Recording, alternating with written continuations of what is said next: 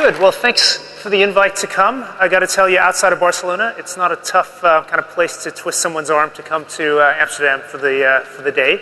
So glad to be here. Always excited to speak to a room full of entrepreneurs. Hello? Oh, there we go. Sorry. The fact is, actually, I always get nervous being in front of entrepreneurs because you guys actually have a really, really hard job, right? Being an entrepreneur is really, really tough. So you kind of have to ask yourself, why are you doing it? Your friends are probably saying, you're nuts, you're crazy. You work really long hours. You probably don't pay yourself very much money at all. And it's really hard. So why do you do it? I think it's the same reason. Closer. Oh. It's the same reason those guys do it, right? Oh no. It's always harder. There we go. Excellent. No, because there's a small chance you could be rock stars.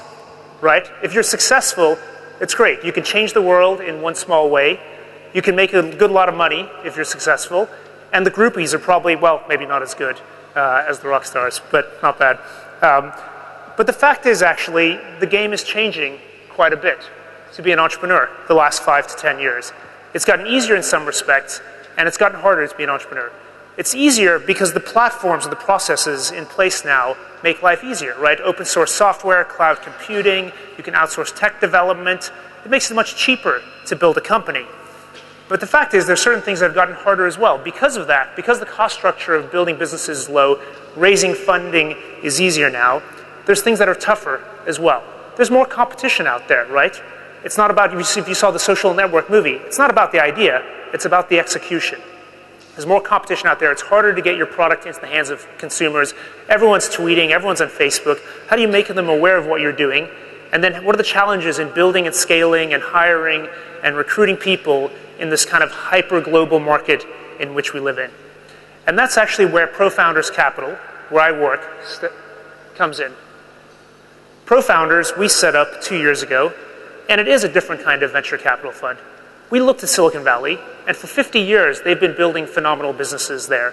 And we think the reason why, what makes it so unique, is they've had a long tradition of mentorship. One generation of founders supporting the next generation with money, advice, time, introductions, mentoring, all that sort of stuff. So our fund, ProFounders, is structured where all of the capital comes from founders, and only from founders. We have a 30 million euro fund that comes from 21 investors. Those 21 investors have committed not only their money, but more importantly, their time as well. They're there to help our portfolio. We have the founders of lastminute.com, Bebo, Mike Danson from Data Monitor, Mark Zaleski from QXL, Karen Hansen from TopTable, and a bunch of others. And I want to stress again, the key thing is that they've committed not only their money, but their time as well. They are there to help our portfolio. And they're there to help you with things like strategy, to mentor, to give advice on hiring, recruiting, firing, how to work the press, these kind of things. The idea is to actually really learn from those that have been there and done it before. And that was the idea behind the fund. So what do? We've been in operation now for 2 years. We've made 14 investments. We focus on capital-efficient internet, mobile, and e-commerce companies. We can write checks for between 250,000 euros up to 2 million euros. We've made 14 investments, as I said. Of those 14, 11 are in Europe and 3 are in the US.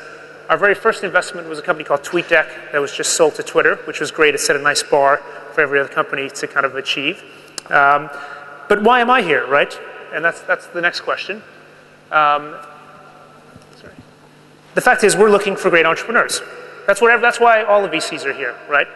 So and what do we look for in entrepreneurs?